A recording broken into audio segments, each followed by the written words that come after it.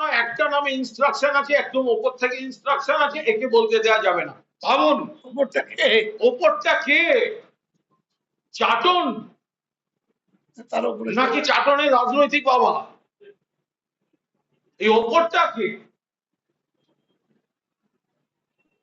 ফলে আমরা এর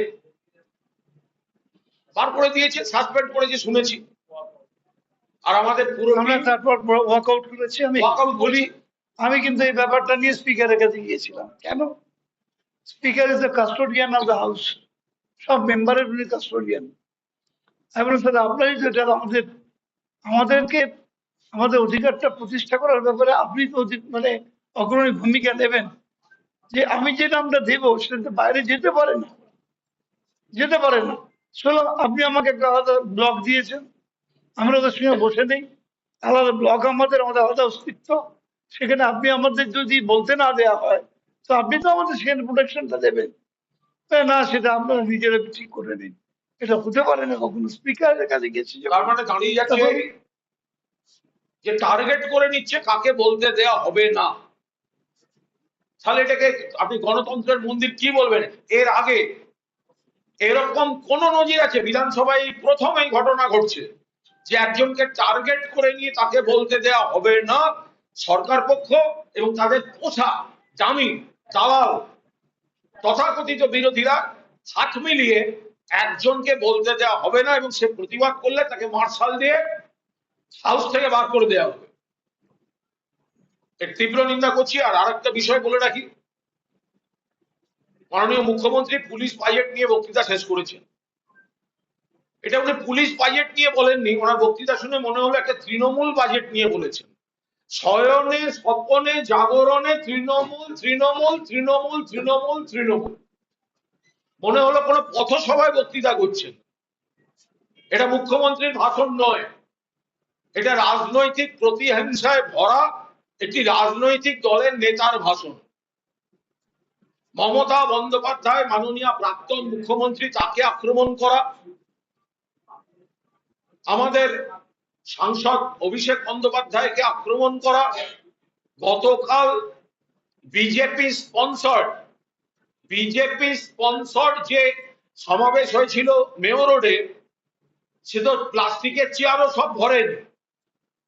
আর মমতা বন্দ্যোপাধ্যায়ের নেতৃত্বে যে বিরাট সমাবেশ, সেইটা গা জ্বলে যাচ্ছে, সেটা বেরিয়ে আসছে। কিন্তু উনি তো মুখ্যমন্ত্রীর চেয়ারে পুলিশ বাজেট বলবেন।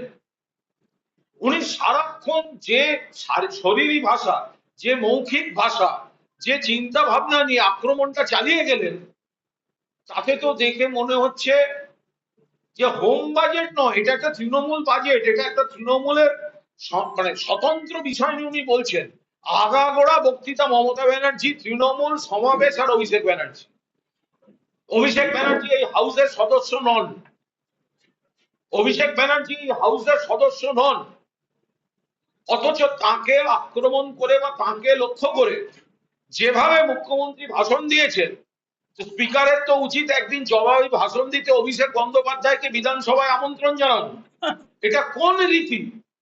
যে ব্যক্তি বিধানসভার মেম্বার নন, এটা কিন্তু পার্লামেন্টে একই জিনিস, সেই ব্যক্তি যিনি সদস্য নন তাকে কেন্দ্র করে বলা যায় না। কিন্তু একটা জিনিস বোঝা গেল যে বিজেপি কোনোভাবে নির্বাচন কমিশন দিয়ে ক্ষমতায় হয়তো এসছে, কিন্তু ঘুম থেকে উঠে থেকে রাতের স্বপ্ন থেকে দুঃস্বপ্ন সবটাই এখনো মমতা বন্দ্যোপাধ্যায় আর তৃণমূল কংগ্রেস কেন্দ্রিক।